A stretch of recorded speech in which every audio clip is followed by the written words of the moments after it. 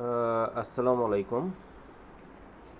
গত কিছুদিন থেকে বিগত কিছুদিন থেকে আমাদের গ্রুপে ভিডিও মেসেজ আপনাদেরকে দিতে পারি না, কারণ আমার ফোনের একটু সমস্যা হওয়ার কারণে।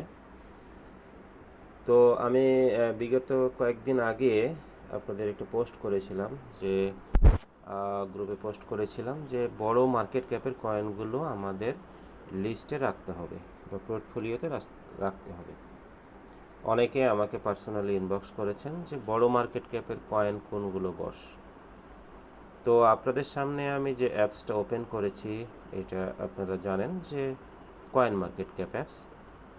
এই কয়েন মার্কেট ক্যাপ অ্যাপস আপনাদের জ্ঞাতার্থে বলি, যারা আমরা ক্রিপ্টোকারেন্সি মার্কেটের সাথে ইনভলভমেন্ট আছি তাদের জন্য এই কয়েন মার্কেট ক্যাপটা হচ্ছে বিদ্যালয় মহাবিদ্যালয়। এইখান থেকে আমরা বিভিন্ন ইনফরমেশান গ্যাদার করব, বিভিন্ন অপশনাল প্রোগ্রামগুলো আমরা এখান থেকে জানবো, শিখবো, এবং এটার মাধ্যমে আমরা ক্রিপ্টোকারেন্সি তথা এই মার্কেট ক্যাপিটালটাকে আমরা অ্যানালাইসিস করব। তো আমি আপনাদের সামনে যে ইন্টারফেস ওপেন করেছি এটা আপনারা দেখতে পাচ্ছেন। এই যে দেখুন, এখানে বিটকয়েন, ইথেরিয়াম, ইউএসডিটি, বিএনবি এগুলো আপনারা দেখতে পাচ্ছেন। বিটকয়েনের নিচে আপনারা দেখুন এই যে 1.32 ট্রিলিয়ন, টি দ্যাট মিনস এটা ট্রিলিয়ন, আর বি মানে হচ্ছে বিলিয়ন। ইথেরিয়াম দেখেন এখানে কত বিলিয়ন, ইউএসডিটির নিচে এখানে দেখেন যে কত বিলিয়ন মার্কেট ক্যাপ, বিএনবির নিচে দেখুন কত billion market cap. Trillion that means হচ্ছে সবার থেকে বেশি, আর বিলিয়ন হচ্ছে কম।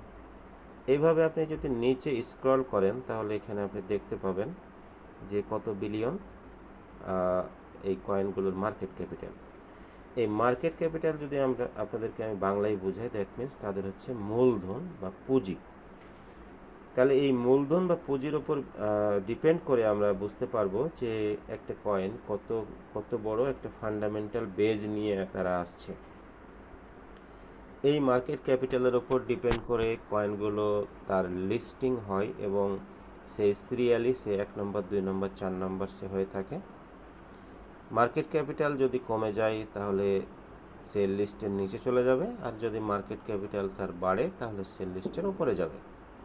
তাহলে সেই ক্ষেত্রে আমি বলেছি যে বড় মার্কেট ক্যাপের কয়েনগুলো আমরা আমাদের পোর্টফোলিওতে রাখবো।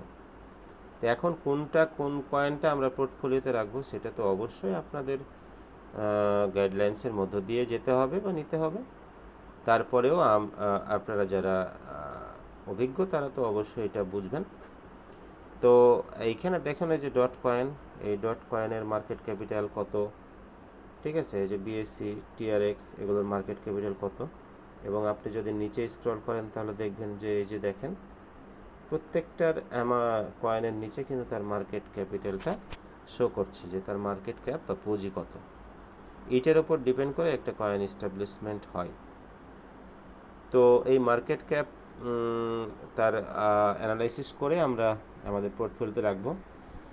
আর মার্কেট ক্যাপ অবশ্যই কি পরিমাণ আছে সেটার উপর ডিপেন্ড করে এই কয়েনগুলো তার ফান্ডামেন্টাল বেজ ক্রিয়েট হয়।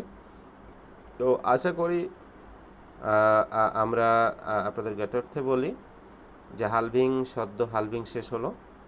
তো এই হালভিংয়ের পরে আমরা সময় পাবো 2-1 মাস, আমরা এইগুলো একটু কমা বাড়া হবে। এর ভিতরে আমরা যারা সুযোগ পাবো তারা পোর্টফোলিও মেক করে ফেলবো।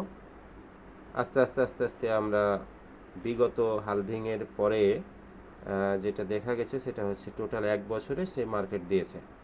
তো আশা করতেছি 24 এবং 25 সালে আমরা এখান থেকে হিউজ পটেনশিয়াল প্রফিট গেইন করতে পারবো।